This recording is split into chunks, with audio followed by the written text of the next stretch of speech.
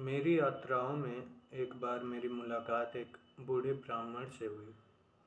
यह आदमी बहुत समझदार और होशियार था और बहुत पढ़ा लिखा भी था। वह बहुत अमीर भी था और उसकी दौलत की वजह से लोग उसे बहुत पसंद करते थे, क्योंकि उसे धन की कोई कमी नहीं थी। इसीलिए उसका किसी से कुछ छीनने का मन भी नहीं था। उसका घर परिवार उसकी 3 सुंदर पत्नियों के द्वारा बहुत अच्छे से चलता था, जो हमेशा उसे खुश रखने की कोशिश करते थे। और जब वह उनके साथ रहते थक जाता तो वह दर्शन शास्त्र यानी फिलोसॉफी की किताबें पढ़ने लग जाता। उसके घर से थोड़ा दूर, जो बहुत सुंदर था, अच्छे सामान से भरा हुआ था और प्यारे बागों से घिरा था, एक बूढ़ी भारतीय औरत रहती थी, जो बहुत कट्टर, अनपढ़ और बहुत गरीब थी। काश मैं पैदा ही नहीं हुआ होता, एक दिन ब्राह्मण ने मुझसे कहा। क्यों? मैंने पूछा। क्योंकि उसने जवाब दिया, मैंने 40 साल तक पढ़ाई की है और अब लगता है कि यह सब समय बर्बाद हो गया। मैं दूसरों को सिखाता हूँ पर खुद कुछ नहीं जानता। अपनी हालत का एहसास इतना शर्मिंदा कर देता है कि मुझे सब चीज़ें बेकार लगती हैं और ज़िंदगी बोझ जैसे लगने लगी है। मैं पैदा हुआ हूँ और समय में जी रहा हूँ, पर मुझे पता ही नहीं कि समय क्या है। हमारे विद्वान कहते हैं कि हम 2 अनंत कालों के बीच खड़े हैं, पर मुझे अनंत का मतलब समझ नहीं आता। मैं शरीर से बना हूँ, मैं सोचता हूँ, पर मुझे समझ ही नहीं आता। मैं सोचता हूँ पर मुझे ये भी नहीं पता कि सोच पैदा कैसे होती है। मुझे ये भी नहीं समझ आता कि समझ कोई शक्ति है, जैसे चलना या खाना पचाना, या दिमाग से सोचना, जैसे हाथ से चीज़ें पकड़ना। न सिर्फ ये बातें अंधेरी हैं, बल्कि मेरे हिलने डुलने की वजह भी मुझे नहीं पता। मैं ये भी नहीं जानता कि मैं क्यों मौजूद हूँ। और फिर भी हर दिन लोग मुझसे इन पहेलियों का जवाब मांगते हैं। मुझे जवाब देना पड़ता है, पर कुछ ढंग का नहीं कह पाता। मैं बहुत बातें करता हूँ और बात खत्म होने पर खुद ही शर्मिंदा हो जाता हूँ। मैं और भी मुश्किल में पड़ जाता हूँ जब मुझसे पूछा जाता है कि ब्रह्मा को विष्णु ने बनाया या वे दोनों हमेशा से थे।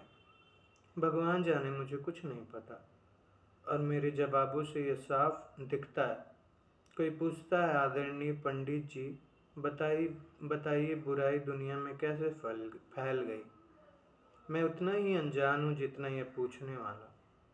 कभी कभी मैं कह देता हूँ कि सब कुछ अच्छे के लिए होता है, पर जिन्हें गठिया या पथरी है, या जिनका धन या हाथ पैर युद्ध में चले गए, वो इस बात पर यकीन नहीं करते, जैसे मैं खुद भी यकीन नहीं करता।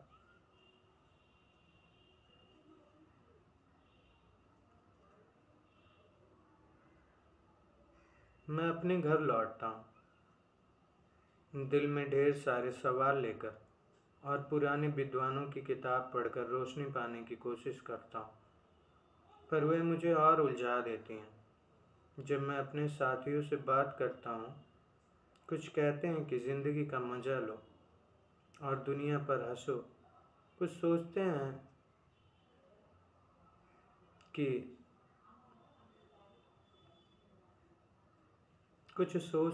कि उन्हें कुछ पता है और बेकार की कल्पनाओं में खो जाते हैं। मैं जितना ज़्यादा समझने की कोशिश करता हूँ, उतना ही बोझ बढ़ जाता है। कभी कभी तो मैं बिल्कुल टूट जाता हूँ जब सोचता हूँ कि इतने सालों की मेहनत के बाद भी मुझे न पता है कि मैं कहाँ से आया, न मैं क्या हूँ, कहाँ जाऊँगा, क्या होगा मेरा। इस अच्छे आदमी की हालत देखकर मुझे सच में दुख हुआ। उससे ज़्यादा समझदार कोई नहीं था, न उससे ज़्यादा साफ दिल। मुझे लगा कि उसकी समझदारी और उसका कोमल दिल ही उसकी दुख की वजह है। उस दिन मैंने उस बूढ़ी औरत से बात की जो ब्राह्मण की पड़ोसन थी। मैंने उससे पूछा कि क्या वो कभी इसीलिए दुखी हुई है कि उसे नहीं पता कि उसकी आत्मा कैसे बनी है। उसे मेरा सवाल भी समझ में नहीं आया। उसने अपनी जिंदगी में कभी इन बातों के बारे में सोचा ही नहीं था जिनसे ब्राह्मण खुद को परेशान करता था। वह दिल से अपने भगवान विष्णु के रूप बदलने पर विश्वास करती थी, और अगर उसे गंगा के पवित्र पानी से स्नान करने को मिल जाए तो वह खुद को दुनिया की सबसे खुश औरत मानती थी। इस गरीब औरत की खुशी देखकर मैं फिर से उस ब्राह्मण के पास गया और उससे कहा, क्या तुम्हें शर्म नहीं आती कि तुम इतने दुखी हो, जबकि तुमसे बस थोड़ी दूर एक बूढ़ी औरत रहती है जो कुछ भी नहीं सोचती और बहुत खुश है। तुम सही कह रहे हो, उसने कहा। मैंने खुद से 1000 बार कहा कि अगर मैं अपने उस बूढ़े पड़ोसन जितना अनपढ़ होता तो कितना खुश होता, लेकिन ये ऐसी खुशी है जो मैं चाहता भी नहीं हूँ। ब्राह्मण की यह बात मुझे सब बातों से ज़्यादा असरदार लगी। मैंने खुद से सोचा, मैं भी कभी नहीं चाहूँगा कि सिर्फ अनपढ़ बनकर खुश रहूँ। मैंने यह बात कुछ और विद्वानों से कही, कुछ और फिलोसोफर से। वे सब मेरी बात से सहमत थे। फिर भी मैंने कहा, इसमें बहुत ज़्यादा अजीब बात है।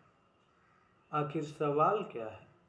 क्या खुश रहना ही असली बात नहीं है? तो फिर क्या फ़र्क पड़ता है कि हमारे पास समझ है या हम बेवकूफ़ हैं? और एक बात और है, जो लोग अपनी हालत में खुश हैं वे वाकई खुश हैं, लेकिन जो लोग सोचते हैं वे हमेशा सही सोचेंगे, ये ज़रूरी नहीं। इसीलिए लगता तो यही है कि हमें समझदारी से ज़्यादा अपनी खुशी की फ़िक्र करनी चाहिए, अगर यह समझदारी हमें दुखी या बुरा ही बनाती है। सब लोग मेरी बात से सहमत थे, पर उनमें से कोई भी अनपढ़ बनकर खुश नहीं रहना चाहता था। मैंने सोचा शायद हमें खुशी बहुत प्यारी है, पर समझदारी यानी रीजन हमें उससे भी ज़्यादा प्यारी है। लेकिन इस बारे में अच्छी तरह सोचने के बाद भी मुझे यही लगा कि खुशी की जगह समझदारी को चुनना भी एक तरह की बेवकूफ़ी है।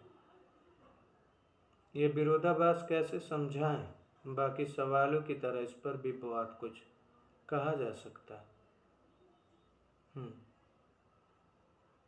द गुड ब्राह्मण बाय वोल्टायर।